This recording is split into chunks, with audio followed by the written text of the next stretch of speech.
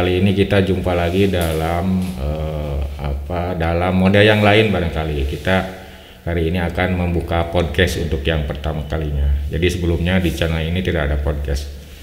Jadi saya mencoba kesempatan ini untuk memberi warna yang lain, yaitu dalam bentuk podcast. Ya, tema kita kali ini masih seputar bencana Semudang ya. Jadi di hadapan saya ada Mbah Ocun. Sebelah kiri beliau ini adalah relawan Brotherhood 1% Motor Club ya Pak. Ya. Terima kasih Bapak sudah datang dari Bandung ke sini, datang ke podcast saya. Kemudian yang sebelah kanan Kang Cepi. Kang Cepi ini relawan Jaga Bala yang kemarin barangkali kalau teman-teman mengikuti channel YouTube saya, di sana ada liputan yang Kang Cepi memang di lapangan. Nah, di podcast kali ini barangkali kita dibuka saja ya Pak ya. Boleh. Kang Cepi supaya inilah ya. Barangkali di podcast hari ini bedanya apa podcast dengan tayangan Jaga Bala sebelumnya barangkali. Jadi kalau di berita barangkali ya, jadi kita hanya menyaksikan pencarian korban, kemudian dibawa ke puskesmas dan seterusnya. Tapi di balik itu sebenarnya banyak cerita lah ya, banyak cerita yang bisa diungkap. Mungkin ada hal-hal yang aneh atau ketika relawan dilanda kejenuhan seperti apa. Nah, itu yang akan kita ungkap pada kesempatan ini. Kemudian ada juga pertanyaan misalkan jadi relawan gitu kan ya. Jadi nanti kita tanya sejarahnya jadi relawan itu bagaimana. Jadi begini teman-teman Jaga Bala, kalau ada bencana gitu ya. Jadi yang setelah bencana itu ada tim yang mencari kemudian yang memberikan pertolongan. Yang standar itu kan ada Basarnas, ada BPBD, ada TNI, ada Polri. Kemudian ada satu lagi relawan kan gitu. Jadi kalau BPBD pasti BPD setempat, kalau TNI Polri setempat kan gitu. Tapi kalau relawan ini sebenarnya tidak dibatasi gitu kan ya. Betul. Ada orang Sulawesi ya Kang Cepi ya. Iya. Datang ke Sumedang atau orang Jawa Barat datang ke Palu. Ini uniknya relawan barangkali ya. Jadi hari ini tidak mengecilkan peran yang lain, saya ingin memfokuskan kepada para relawan lah kira-kira demikian. Yang menurut saya luar biasa lah gitu. Jadi barangkali pertanyaan saya yang pertama gitu Bah ya. Tolong ceritakan kepada saya dan kepada teman-teman sejarahnya jadi relawan itu gimana kan gitu. Kan begini barangkali. Jadi relawan itu kan dibayar tidak, belum tentulah dibayar gitu, kok maunya gitu ya, bersusah payah di relawan berhari-hari. Kemarin Abah dan Kang Cepi 9 hari kan ya, 10 hari ya, 10 hari Kang Cepi ada di sana meninggalkan keluarga, istri, anak gitu. Terus nanti juga bagaimana istri gitu mendukung atau tidak. Saya kira Abah dulu deh, silakan Bah. Siap. Sebetulnya itu lebih ke panggilan ya, nggak ada pelajarannya, nggak ada SK-nya dari mana. Kebetulan saya basicnya dari pencinta alam juga Pak. Alhamdulillah dulu pas tahun 95 masuk kuliah itu saya ikut mendirikan pencinta alam di kampus ya, Mapala Giriwana. Nah, seperjalan dari situ mungkin selain kegiatan gunung hutan, dari dulu juga mungkin bencana udah ada ya. Mulai dari Aceh, Bantul, kebetulan Aceh saya nggak bisa ikut. Mulai dari Bantul ke sini, alhamdulillah itu ngikutin. Ya lebih ke panggilan nurani aja gitu. Terus saya juga main di klub motor di Brotherhood 1% itu ada istilah 1% bakti untuk negeri. Ya kita berbakti aja buat negeri kita gitu. Apalagi yang bisa kita berikan selain kita membantu apa yang bisa kita lakukan. Padahal ini kan klub motor gitu ya, tapi kita kepeduliannya juga ya akhirnya ke bencana juga kan gitu ya. Jadi relawan bencana juga kira-kira demikian. Iya, kadang-kadang makanya ada istilah 1% itu kita kadang-kadang dipandang sebelah mata juga ya, urakan lihat dari dandannya dari apa. Tapi mungkin 1% dari apa yang kita lakukan itu bisa bermanfaat buat bangsa ini. Iya. Jadi saya mengutip barangkali bahasa agama kita ya, agama Islam. Jadi khairun nas anfa'uhum linas katanya gitu Bah ya. Jadi sebaik-baiknya manusia itu adalah yang paling bermanfaat buat lingkungannya kan gitu. Jadi siapapun dia, jabatan apapun dia, posisi apapun dia, ya yang paling baik adalah yang memberikan kemanfaatan buat keluarganya. Kemudian saya ingin tahu keluarga gimana, Bah? istri, anak mendorong atau tidak? Alhamdulillah sih kalau keluarga nggak ada masalah. Malahan kemarin anak saya yang nomor 2 itu Jalu itu udah dia mulai ikut dari mulai evakuasi longsor yang Jayagiri. Saya pikir dia akan kapok gitu lihat. Pada umurnya berapa? Dia baru 14 tahun. 14 tahun. Lihat korban meninggal kena longsor. Ternyata pas kemarin di Sumedang begitu dia sekolahnya libur hari Kamis malamnya, Jumat malam dia nyusul ke Sumedang. Anak malah jadi ikut. Malah dia ikut evakuasi malam memang sih ya. Betul. Dia ikut Sumedang ikut di Sumedang. Malah dia ikut evakuasi malam. Evakuasi malam itu cuma beberapa relawan yang diturunkan, nggak semuanya. Di situ ya bisa dibilang ini banyak pengalaman baru Pak. Maksudnya kejadian Sumedang itu selain kita harus mengevakuasi korban yang kena longsoran, kita juga harus memantau pergerakan tanah supaya tidak ada longsoran susulan. Karena potensi longsoran ketiga itu sangat besar. Udah dievaluasi juga kemarin, makanya korban terjadi banyak juga karena terjadi longsoran kedua. Makanya saya begitu Mang Cepi ini di front line banget tuh di depan, paling depan saya di SO memantau pergerakan tanah gimana. Karena keselamatan tim evakuasi itu tergantung dari SO juga gitu. Kalau kita tidak cermat atau kita melek aja ada pergerakan tanah, keselamatan mereka Jadi itu nanti bagian lain yang saya ungkap berikutnya. Jadi keluarga jelas mendukung, malah anak ada yang sudah mulai terjun. Cek bahasa Inggris nama padar laiksan gitu kira. Kemudian Kang Cepi lah ya, Kang Cepi tolong ceritakan bisa terjun dari relawan. Saya kira luar biasa lah ya. Jadi kemarin dari lapangan terus gitu ngirim perkembangan di lapangan sehingga bisa dinikmati oleh teman-teman yang ikut channel saya. Bisa mengupdate beritanya seterusnya begitu. Kalau Kang Cepi gimana, coba diceritakan? Asal muasal ikut relawan itu dulu waktu zaman sekolah juga. Zaman sekolah. Sekolah waktu itu ya masih senang bermain lah, naik gunung gitu. Waktu pencinta alam juga. Pencinta alam, tapi awalnya. Dulu belum mendirikan pencinta alam. Dulu masih ikut gabung di Montana. Relawan, sukarelawan Taman Nasional Pangrango. Yang jalur tahun berapa itu? Itu kalau nggak salah tahun 99 dulu. Masih sekolah dulu? Masih sekolah dari sekolah SMA SMA dari SMP kelas 3 itu udah ikut Nah pas SMA karena mungkin waduh enak sekali gitu Pak, dinikmati kita sambil tadabur alam juga gitu kan. Nah pas di SMA saya iseng-iseng mendirikan pencinta alam gitu. Pencinta alam ya saya kasih nama Palapas, pencinta alam SMA Pasunan 2. Nah di sana kita mau merubah juga Pak yang namanya pencinta alam itu jangan sampai identiknya naik gunung. Kalau sekarang kan identiknya pencinta alam itu naik gunung. Nah lambat laun kita rubah bagaimana kita pencinta alam itu punya jiwa sosial. Harus tahu bagaimana cara memanusiakan manusia. Nah dari situlah saya mulai mencintai lah, mulai jatuh cinta yang namanya dunia relawan. Kalau terjun ke seperti kemarin ikut menangani korban bencana gitu kira-kira berapa tahun yang lalu? Dulu waktu Pangandaran ikut. Pangandaran ikut. Dulu ikut. Terus waktu Sukhoi Pak. Sukhoi Gunung Salak. Turun. Emang luar biasa dulu tuh. Kalau Sukhoi itu pertama kalinya saya terjun. Itu Sukhoi. Terjadi relawan. Berapa hari di sana? Saya sekitar 2 minggu. 2 minggu ya.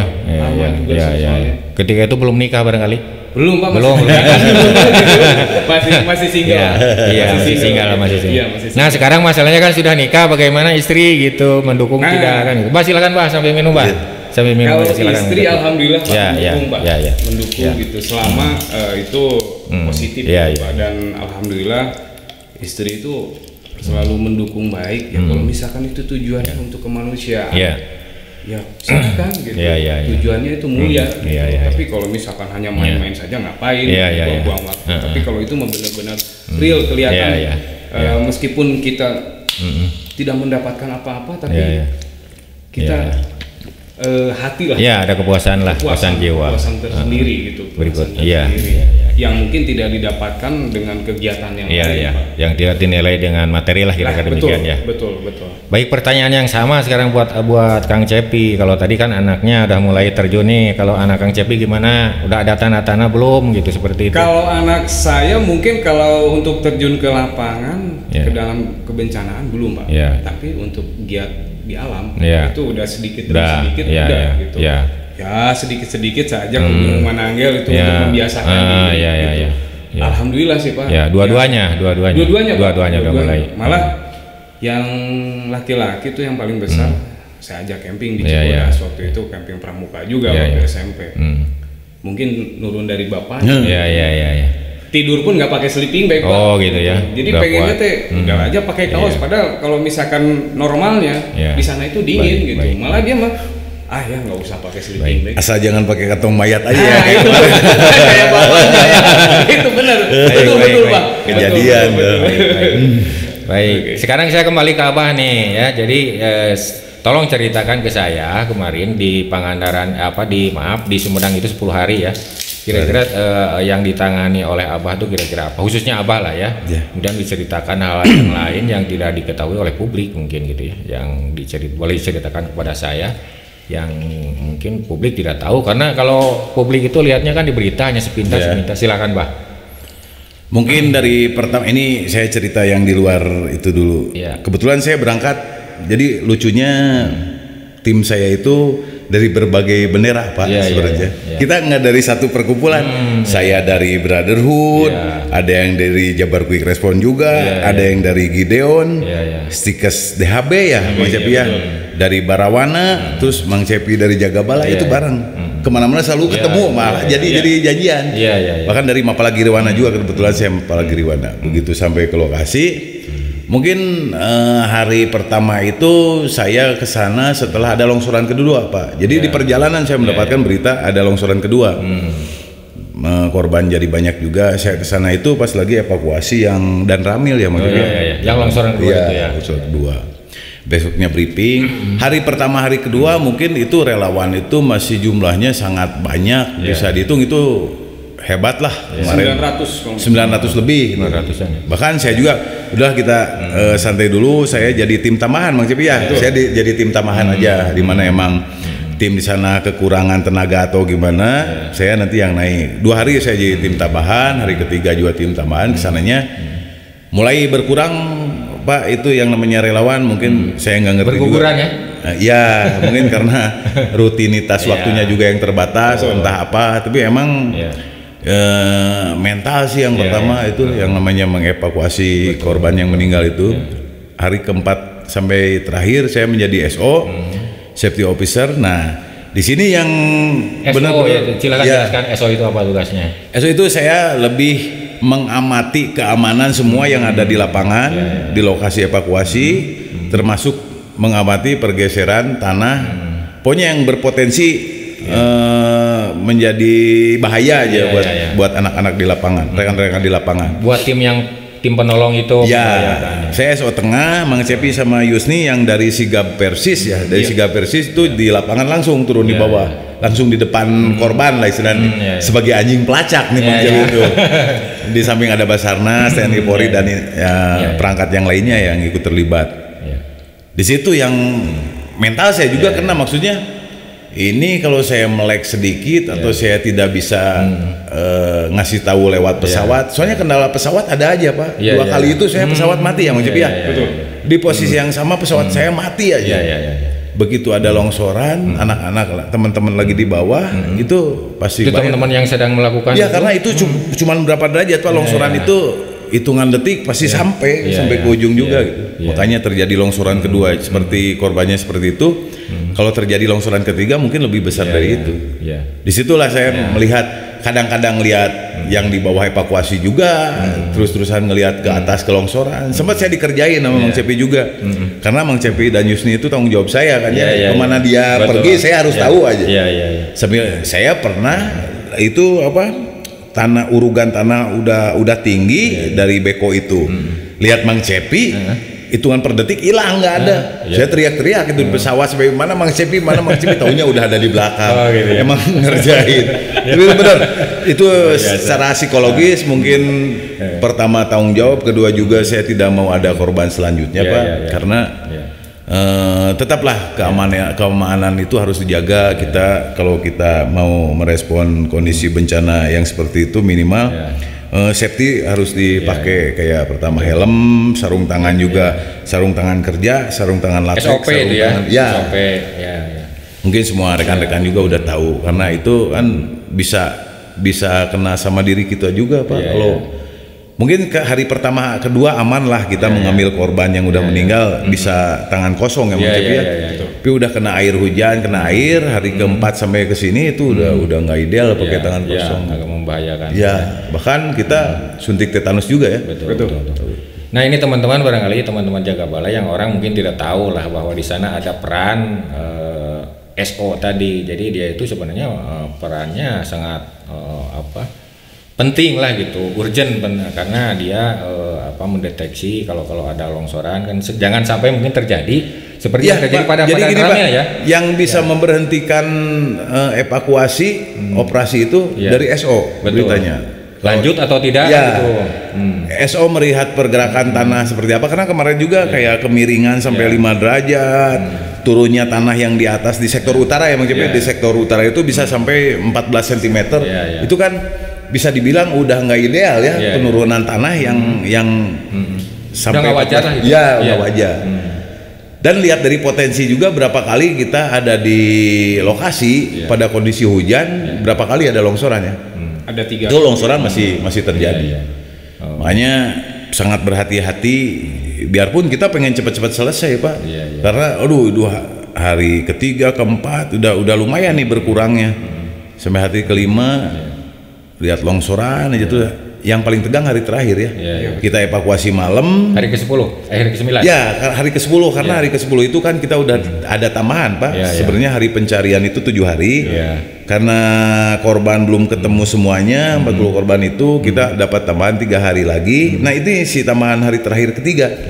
Karena kalau malam itu kita nggak bisa menemukan korban semuanya, kita dapat hari tambahan lagi, 3 hari lagi. Yang 7 hari itu standar ya? Standar 7 hari. Standar operasi saya pencarian. juga gitu di pikiran saya, ini kok lebih dari 7 hari kan gitu.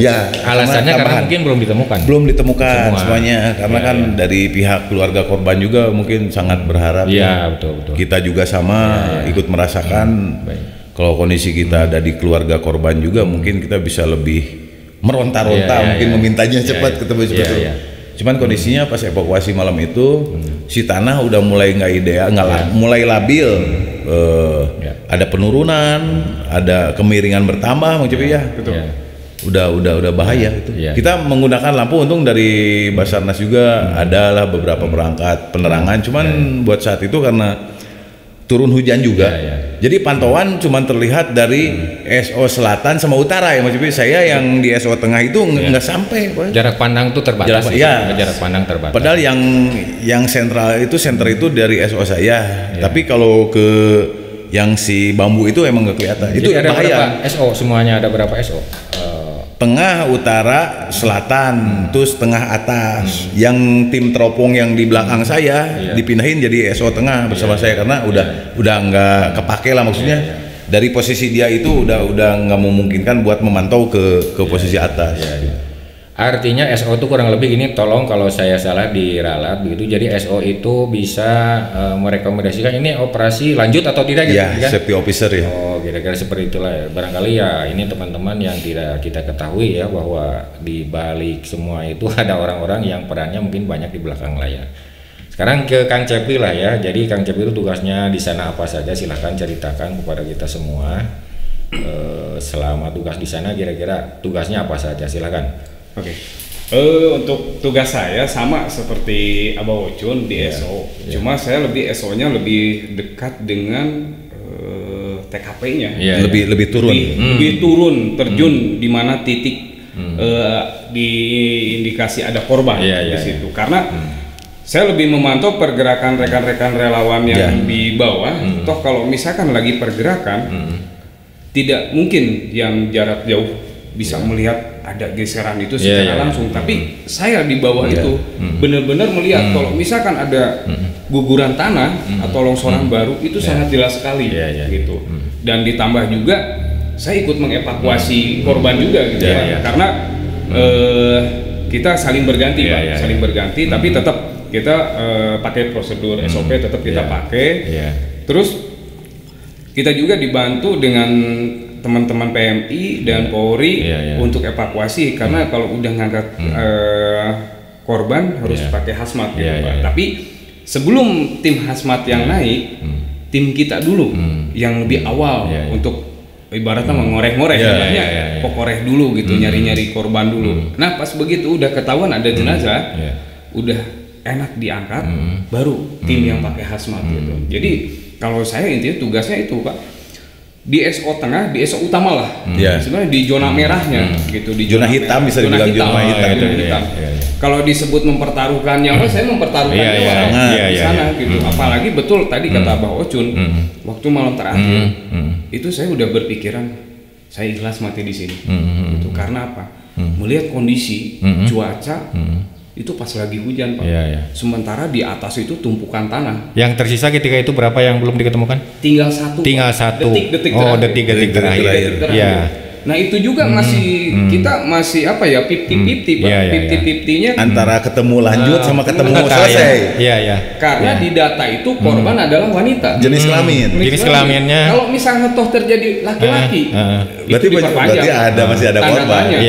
Itu siapa korbannya? Karena kalau di data itu perempuan. 40 jumlahnya ya.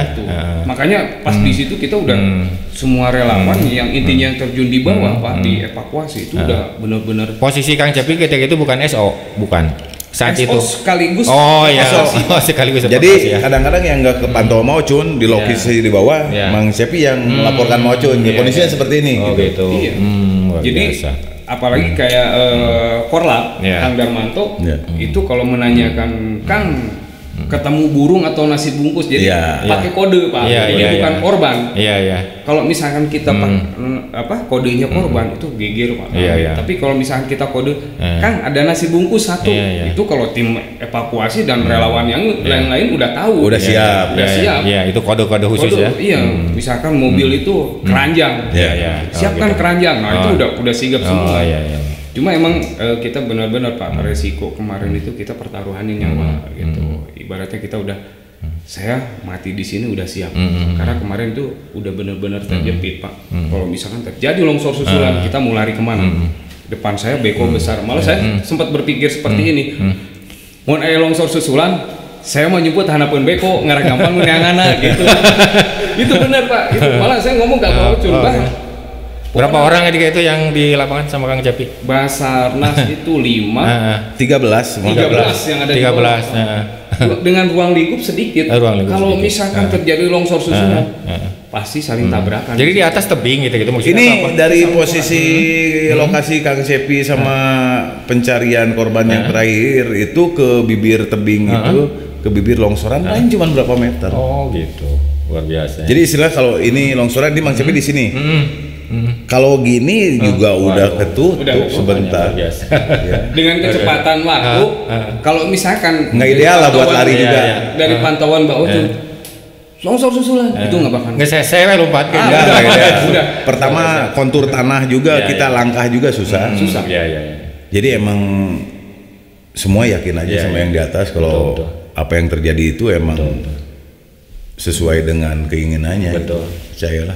Tapi alhamdulillah ya Pak. Alhamdulillah. Sampai sekarang kita semua mental kenapa? Saya juga pengalaman baru seperti itu di mana kita mengevakuasi korban, kita juga harus berhati-hati gitu.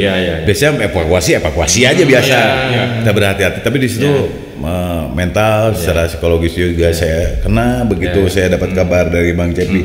Perempuan hening beberapa detik itu karena merasakan gitu. Aduh alhamdulillah ini nangis, operasi nangis.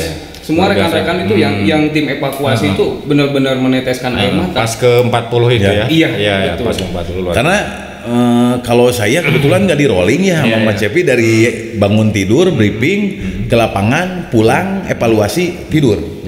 Jadi kita ketemu bisa ngobrol tuh di pesawat di lokasi. Kita datang ke posko itu hanya untuk istirahat jam 12 ya jam 12 malam.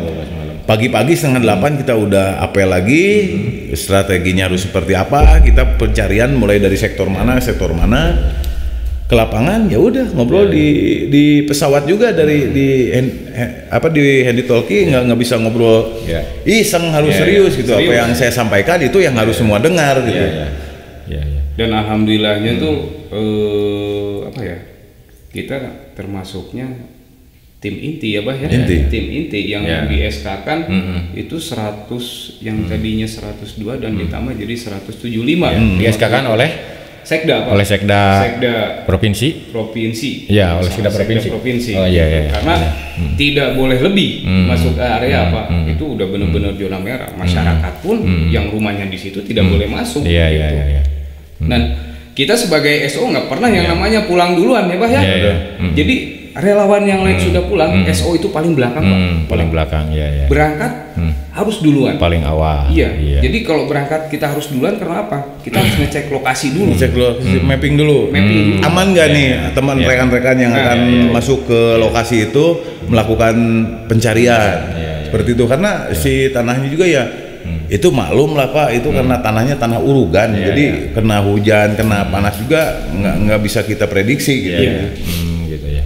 Dan alhamdulillahnya tuh kita juga bersyukur juga Pak ya dengan tim tangguh kita itu sebenarnya resikonya SO itu sangat banyak Pak. Jadi kita memantau semua tim relawan, tim evakuasi itu sangat terpantau, apalagi TNI Polri ya Pak ya. Itu sangat identik sekali. Tapi alhamdulillah gitu. Ketika SO bilang itu tidak safety, Bapak tidak boleh masuk ke lapangan. Alhamdulillah, mereka sangat mengerti Pak. Mengerti, tidak bisa bekerja sama lah. Tidak ada yang namanya, wah, saya mah ada inilah, itulah gitu. Tapi alhamdulillah mereka ngerti masalah safety prosedur. Makanya pas begitu, maaf Pak, kalau terjun ke lapangan harus safety, helm, sarung tangan, baju pun harus tangan panjang. Gitu. Akhirnya mereka pun mengerti, alhamdulillah gitu Pak. Ya itu juga nggak menyalahkan mereka sebagai aparat atau apa, nggak dilengkapi dengan keamanannya. Mungkin dalam kondisi seperti itu mereka juga ada yang baru pertama juga emang Cepi karena dia mendapatkan tugas dari komandan harus ikut evakuasi juga. Mereka datang dengan perlengkapan seadanya. Ya akhirnya kita juga di screening ulang gitu. Kalau Bapak emang mau masuk ke lokasi harus pakai helm, pakai sarung tangan. Kalau ada kebetulan di kita disediakan juga Bang Cepi ya, karena buat evakuasi juga di rolling kadang-kadang dari TNI, dari Polri, dari PMI, dari teman-teman GMB juga. Jadi alhamdulillahnya Pak yang jadi nilai yang sangat mengena buat semuanya. Relawan itu bisa dibilang ratusan bendera lah dengan benderanya masing-masing. Tapi pada saat kemarin di lokasi lapangan kita bisa bekerja sebagai tim. Jadi egonya udah mulai hari keberapa ya Bang Cepi ya bisa hilang gitu. Hari kelima. Hari kelima egonya udah hilang. Pastilah awal-awal. Jadi secara nggak langsung, secara nggak disadari mereka udah satu komando. Kebetulan komandan operasinya Kang Darmanto udah satu komando, alhamdulillah. Jadi pekerjaan juga tidak saling gimana gitu. Enak lah. Ya jadi gini teman-teman, saya tidak sedang mengecilkan pihak lain lah ya. Jadi saya sebut tadi bahwa kalau ada bencana yang turun dari Basarnas, dari BPBD, dari TNI, dari Polri, tapi hari ini saya mengangkat dari sisi relawannya. Tentu peran komponen-komponennya sangat besar, tapi hari ini saya akan membahasnya dari sisi relawan. Kemudian yang saya juga ingin tahu dari Kang Cepi, kemudian ya ada pasti bahas 10 hari teh jenuh atuh bah gitu. Kita kumacarana tah lamun jenuh gitu. Jadi banyak kadang-kadang kebetulan saya kalau dari tim kecil saya juga sangat bertanggung jawab ya dengan rekan-rekan dari Kang Cepi semua yang ikut dengan saya gitu ya. Saya kadang-kadang suka terinspirasi gimana caranya bisa tersenyum, karena dari pertama berangkat saya selalu mengingatkan, hayu bareng jeung urang, pakai bahasa Sunda saya ngomong karena hayu bareng jeung urang dengan catatan ulah pasea, ulah punungan, ulah nanya ira balik. Jadi jangan berantem, jangan ada yang punungan. gampang sakit hati atau jangan nanya kapan pulang, jangan. Kadang-kadang saya suka main-main sama bapak-bapak TNI Polri, iseng gimana aja bisa ketawa. Terus kadang-kadang Mang Cepi yang bisa mencairkan suasana itu, Rai yang dari Gideon itu ada. Gimana caranya anak-anak bisa senyum lagi karena satu aja yang beda itu bisa menular, Pak. Kalau di kondisi di lapangan seperti itu bisa ada yang berantem atau ada yang marah-marah, satu aja. Karena kondisi semuanya lagi sensitif semua, pasti. Lagi capek, lagi apa? Pasti berantai nantinya. Makanya sepulang dari operasi ada aja Bang Cepi teriak-teriak, ketawa semua. Atau sama bapak-bapak TNI, bapak-bapak polisi kita, mereka enak, Pak. Maksudnya di lapangan seperti itu mereka bisa memberikan ilmu-ilmu lapangan mereka juga ke kita. Kadang-kadang mereka juga bertanya kalau seperti ini harus seperti apa. Jadi kita emang benar-benar satu tim gitu, nggak ada istilah saya dari sini, saya dari sini, nggak ada. Sama bapak-bapak yang dari Basarnas juga enak ya. Enak. Semuanya alhamdulillah kemarin itu cair lah. Bisa dibilang 10 hari yang keren lah. Keren. Kalau Kang Cepi gimana Kang Cepi mengatasi rasa-rasa jenuh seperti itu kira-kira gimana? Nah, mungkin kalau atau partneran sama Abah barangkali. Kalau misalkan mengatasi rasa jenuh mungkin Abah juga tahu gitu. Kalau pas begitu di lapangan saya biasanya suka teriak-teriak gitu. Jadi biar melepaskan apa ya Pak? Jadi melepaskan kejenuhan gitu. Teriak-teriak dan akhirnya semua itu jadi ketawa gitu. Jadi ketawa. Apalagi kalau misalkan kita pas pulang nih mau ke posko. Ayo bangun, makan tidur. Akhirnya kan orang ketawa. Jadi hampir tiap hari, wah iya mah kelakuan si Cepi. Gitu bajian gelo gitu. Padahal itu emang mereka itu semangat gitu Pak. Karena pas begitu ada lelucon itu, wah nu gelo cenah ieu mah kalaluar cenah gitu.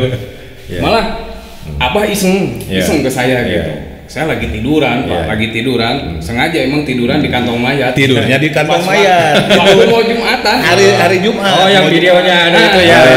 Itu gimana ceritanya coba? Saya nggak sadar kalau Abah itu ngerekam, Pak. Itu kan karena apalah panas di atas itu nggak pakai atap atau apa gitu. Saya teh tiduran gitu pakai kantong mayat pas di atas gitu. Dibangunin sama Abah, Pipi bangun, Jumatan saya kaget gitu kan. Baru itu pas diposting ke teman-teman, wah cenah ieu mah nu gelo. Ya karena kebetulan Pak di pos pantau kita sama sekali kita di rooftop rumah penduduk itu nggak ada yang bisa menghalangin sinar matahari banget ya, betul. Itu kita langsung aja. Makanya lumayan hidung. 10 hari teh hidung ya. Kamu masalah hidung masalah hidung. Aduh, luar biasa ya. Tapi itulah sedap lah. Selama 10 hari teh banyak kenangan ya, suka dan dukanya ada. Suka dan duka. Ya, kalau kita yang ngamati dari jauh ginilah, mudah-mudahan apa yang dilakukan oleh teman-temannya dicatat sebagai amal soleh ya. Amin. Diganjar Allah Subhanahu wa taala. Amin. Satu lagi nih saya nih gini ya. Ada nggak kejadian yang aneh gitu atau mistis gitu tiba-tiba apalah gitu kira-kira bisa diceritakan, ada nggak gitu? Itu mah Pak Ocun ya, bidangnya Pak Ocun. Ini kalau diceritain juga takutnya wah si Ganu orang nggak percaya tapi ini terjadi sama saya dan beberapa rekan yang dekat sama saya kemarin, teman-teman dari Jabar Quick Respon ada yang dekat berapa orang dari itu siapa. Saya datang ke lokasi pulang mantau ke lokasi longsor jam 2. Jam 2 malam. Saya pulang lagi ke pos induk itu jam 3, jam setengah 4 lah. Nah di situ kita lagi ngobrol iseng ketawa-ketawa. Ada temen yang ngobrolin masalah janda apa iseng itu mau ini betul, sensor aja maksudnya yuk misalkan Mang Cepi mah beki randa atau non gitu lagi enak-enak ketawa ada yang nangis tapi nangisnya kayak yang sakit gitu antara ketawa atau nangis tapi kalau dibilang saya dengar sendiri teman-teman semua dengar juga kita kejar maksudnya sumber halusinasi dan tentunya yang lain juga dengar sumber suara dikejar nggak ada apa-apa udah pas hari terakhir kemarin selesai operasi kita lagi ngopi enak di pos di mobil sama suaranya seperti itu dan yang denger juga banyak kan katanya hari kelima juga pas saya Kalau saya kan nggak ikut evaluasi Pak. Selalu malam itu ada di lokasi Mang Cepi ya. Iya, betul. Teman-teman yang ada di posko ngedenger juga suara yang sama gitu. Bahkan hari Rabu kemarin saya di rumah, malamnya mimpinya saya tidur di rumah yang dijadiin pos pantau kita. Saya mimpi tidur di situ, terus ada orang-orang berbondong-bondong lewat. Tapi cuma segitu aja sih, nggak ada cerita lainnya. Cuman saya tidur di pos pantau di depan rumah, banyak orang yang lewat. Ya intinya mudah-mudahan lah. Semua juga nggak bisa diagendakan kalau itu, mudah-mudahan ya. Betul, itu yang barangkali di luar inilah. Ya silahkanlah itu teman-teman mau percaya atau tidak kan gitu. Tapi itu yang dialami. Jadi kan sudah jelas, bukan hanya Abah Hocun yang ini. Tapi mungkin saja yang mudah-mudahan arwahnya diterima oleh Allah. Amin. Kalau Kang Cepi ada nggak yang aneh gitu, yang mengesankan selama 10 hari di sana? Ada Pak, yang mengesankan, yang aneh itu ada. Medis sih yang mengesankan ya, tim medis. Yang lucu ada Pak, yang lucu dulu ini Pak. Boleh. Dari teman GMBI itu Pak. Dia pertama. GMBI itu apa? Kayak ormas itu. Gerakan Masyarakat Bawah Indonesia. Tapi kinerjanya bagus. Saya salut buat teman-teman GMBI, pengawalan jalur pun hebat luar biasa. Ini baru pertama kalinya beliau itu disuruh bawa ambulan gitu. Dengan PD-nya udah pakai hazmat dengan 2 rekannya. Pas begitu si korban dimasukkan ke ambulan, dia tidak menyadari temennya itu belum naik Pak, belum naik ke mobil gitu. Tancap gas, maju aja. Gitu. Dia sambil bingung juga, sambil ketakutan, lihat spion tengah gitu kan. Bisa hirup deh gitu. Dan pas nyampe kecamatan, si keneknya dia bingung gitu, kok kenapa mobil itu berat? Sampai puskesmas, nggak taunya masih gigi 1 dari TKP sampai ke puskesmas itu pakai gigi 1. Dari oper-oper Pak, sampai dia itu benar-benar nggak sadar gitu ya. Kenapa cina itu mobil teh berat-beratnya nggak Pak? Mau mayit apa kumaha? Si horeng dia pakai gigi gitu. Sampai si keneknya juga ngikutin lari ketinggalan. Ketinggalan. Nah itu yang jadi lucunya. Teman sendiri yang jadi partner di ambulan malah ketinggalan lari-lari. Terus ada lagi yang lucu Pak, supir beko. Ini supir beko, supir tembak Pak, cuma gitu. Rolling ceritanya gantian. Depan saya itu persis depan saya. Itu posisi korban itu berdiri Pak. Mungkin waktu dia mau menyelamatkan diri, dia berdiri, nggak taunya tertutup Pak. Pas dikeruk sama beko itu pas mukanya, itu supir beko langsung loncat keluar Pak. Pulang langsung. Itu karena pakitannya ngeri itu gimana? Bukan ngeri Pak, kaget karena dia baru pertama. Baru pertama jadi supir beko di sana. Supir beko. Jadi nembak lah. Supir tembak, kalau supir aslinya ada. Pas ngeruk, persis mukanya, kena muka sih nggak cuma tangannya, kebuang pas wajah gitu. Langsung loncat lari Pak, nggak pulang lagi. Gitu. Terus kalau misalkan hal yang mistis ada.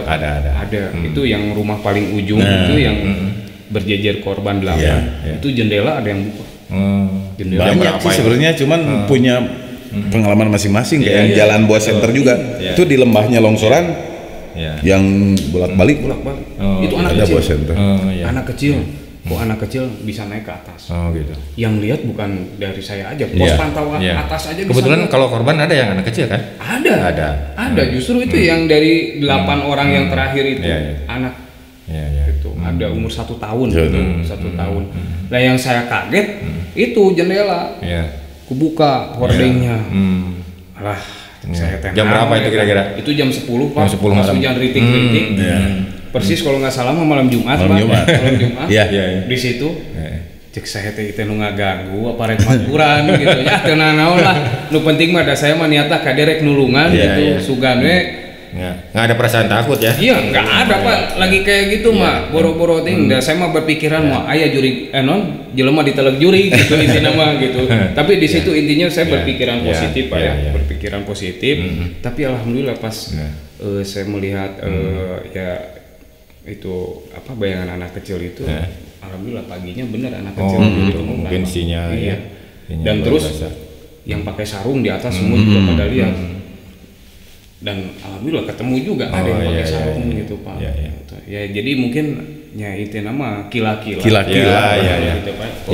Urang aya ti dieu gitu. Ya gitu, memang biasanya begitu, selalu ada peristiwa mistis yang menyertainya gitu ya. Betul. Abah ada lagi yang disampaikan, silakan Abah. Kalau saya yang hari pertama hari kedua mah HT ya, pesawat HT saya ganti 2 kali ganti. Di posisi dekat lapang poli itu nggak bisa fungsi, ganti baterai nggak bisa fungsi, ganti pesawatnya nggak bisa fungsi. Setelah pindah dari lokasi itu ya normal lagi. Pindah lokasi jalan lagi. Kayak pakai handphone aja nggak ada sinyal, tapi nggak ngerti lah. Mungkin HT-nya yang rusak atau gimana? Bisa aja ya. Tapi pengalaman yang orang tidak tahu. Nah inilah gunanya podcast kan. Jadi teman-teman Jaga Bala Official mungkin tidak tahu kan kalau tidak ada podcast ini. Jadi kita tahunya ketika korban dievakuasi tapi ada sisi lain yang bisa kita ungkap di sini lah. Jadi kalau saya secara pribadi sangat mengapresiasi kerja para relawan kan gitu ya. Jadi seperti tadi relawan itu orang Cianjur bisa banyak Pak. Nah ini satu lagi Pak, saya kalau mungkin melihat podcast ini berterima kasih juga kepada tim Celeng ya Mang Cepi. Celeng itu dari Magelang, Wonosobo. Ada juga ya? Ada, itu keren tuh mereka. Tim Alkon itu. Alkon itu, pakai Alkon tuh. Apa itu Alkon? Kayak sebrotan air itu, kayak pemadam kebakaran lah begitu. Jadi dia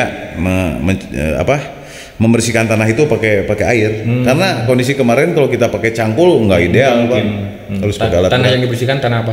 Ya buat mencari korban. Oh gitu. Untuk mengesampingkan. Menyingraikan tanah. Dan alhamdulillah terbukti ya Pak. Iya, dapat. Udah beberapa korban yang menemukan tim Alkon Pak. Malah ada yang masuk. Biasa. Tim Alkon mana tuh, dari mana tuh? Wonosobo. Magelang ya. Sip lah. Luar biasa ya. Mas Guntur dan tim Celengnya itu terkenal Pak. Oh gitu. Terkenal kemana-mana itu.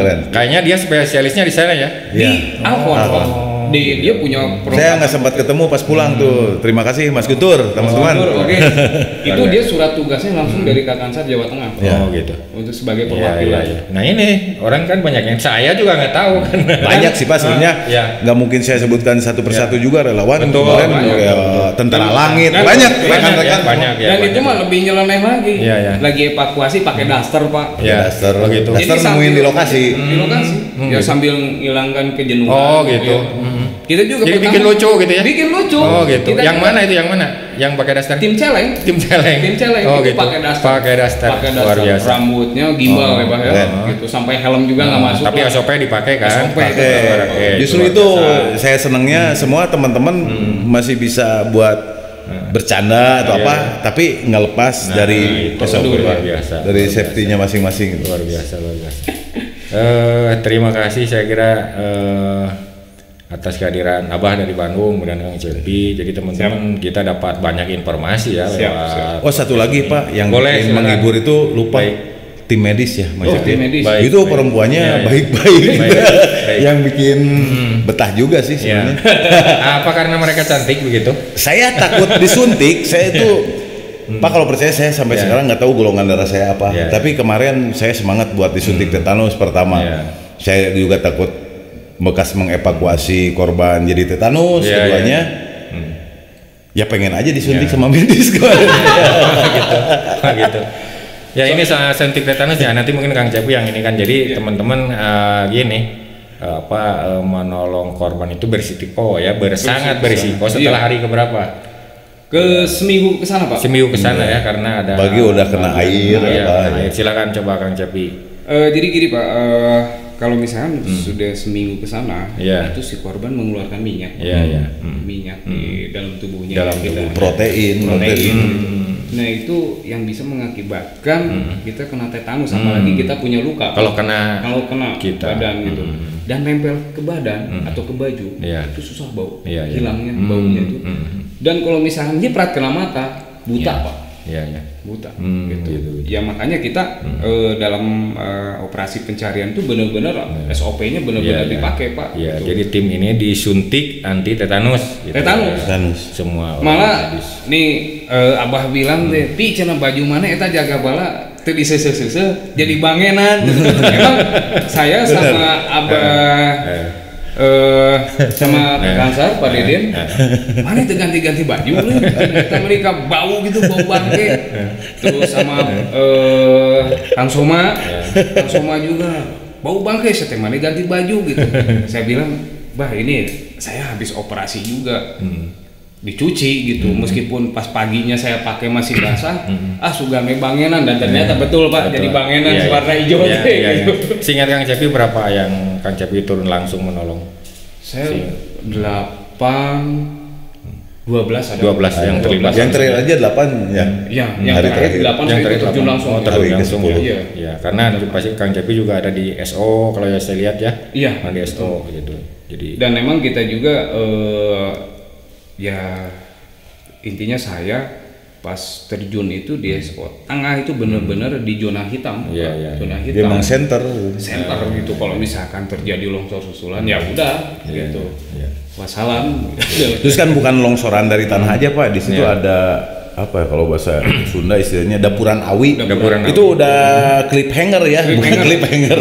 Jadi udah nyangkoyot apa ya bahasanya, udah nimbir lah Pak. Miring gitu. Ya, udah hampir jatuh si dapuran awi itu. Itu bahaya itu.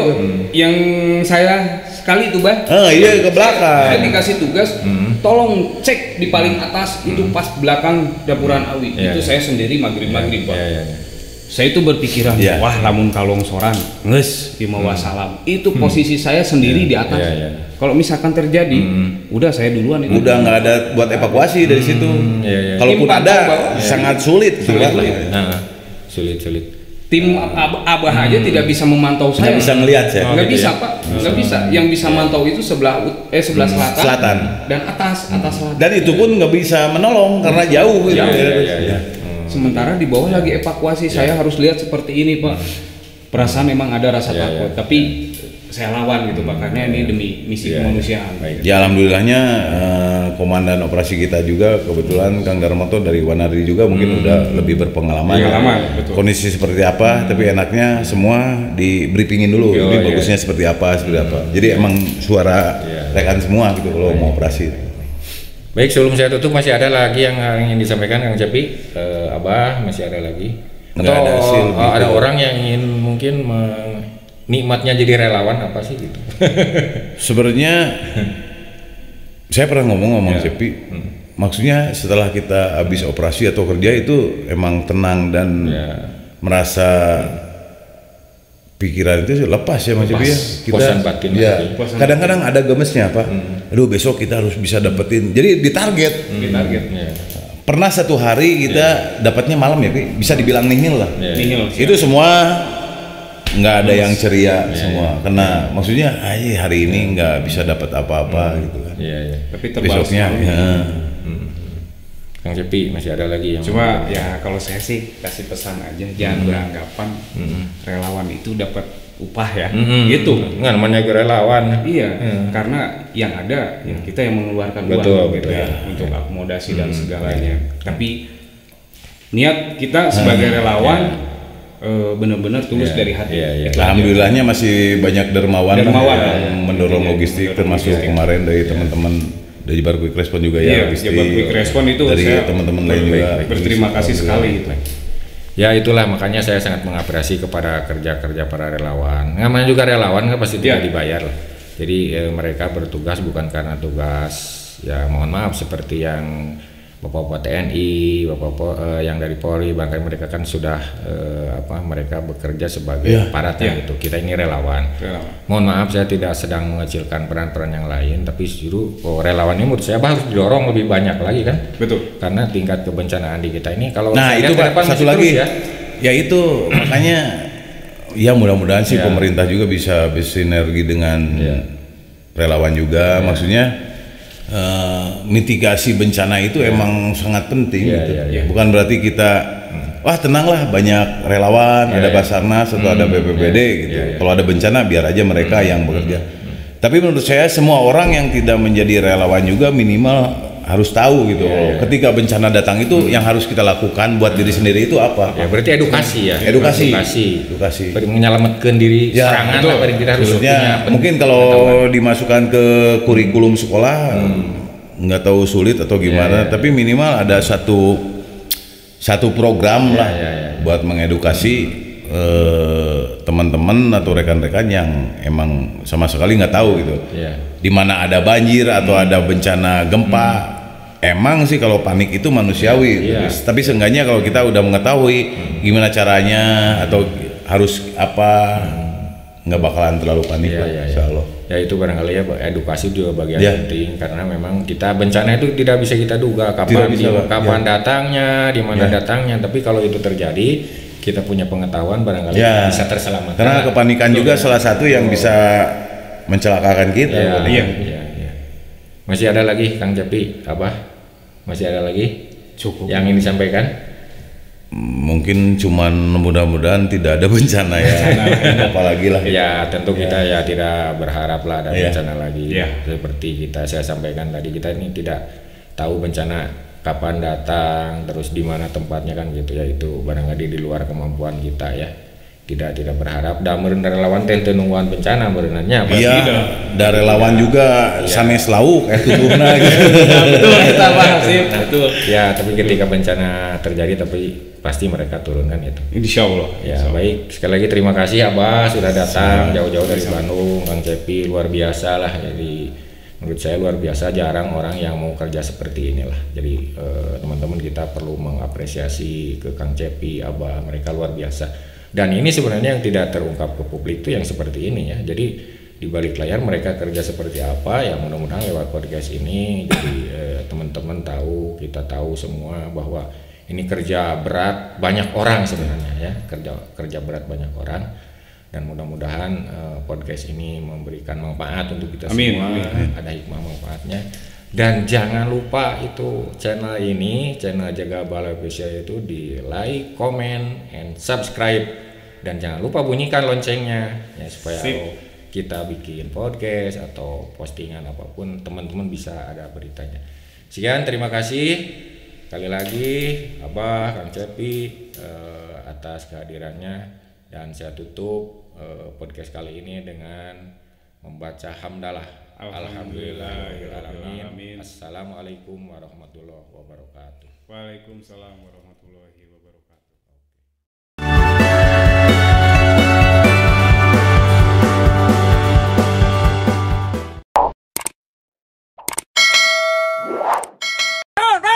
Tidur mulu. Kerjaan apa? Longsor.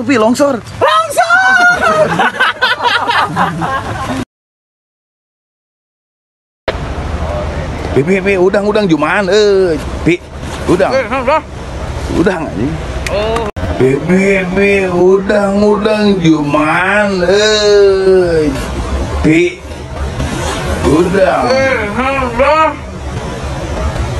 udang aja. Karena ayeuna istirahat lain. Ini kita baru selesai menjalankan sholat duhur berjamaah dengan kru beko dari Basarnas dan lain-lain. Ini kita akan sebentar lagi melanjutkan operasi pencarian di longsor Cimanggung. Doanya ya saudara-saudara biar cepat ketemu. Karunya ka keluarga jeung Inugara wetos capek gitunya. Ya Allah atuh ya Allah da CS kami mah nya cing dibantos dimudahkeun. Amin. Ayo kumaha relawan geus barali kumaha ieu? Relawan sapali hoyong angkat ka Majene. Pek teh di Majenena kumaha? Nah, emang gampang. Cek urang mah tong maraksakeun nya. Karena indit kali itu susah, kudu dites rapid dan lain-lain. Yang kedua, jalur ti Makassar ke Majalina ge jalan darat aja sekitar 12-15 jam. Masya Allah. Kemudian ada beberapa daerah longsoran dan masyarakat belum kondusif. Siap. Nah, daripada maneh maksakeun indit ka Majene, mending macul yang ngeusian pada ringan sia teh. Daripada maneh maksakeun indit ka Majene, mending macul yang ngeusian pada ringan.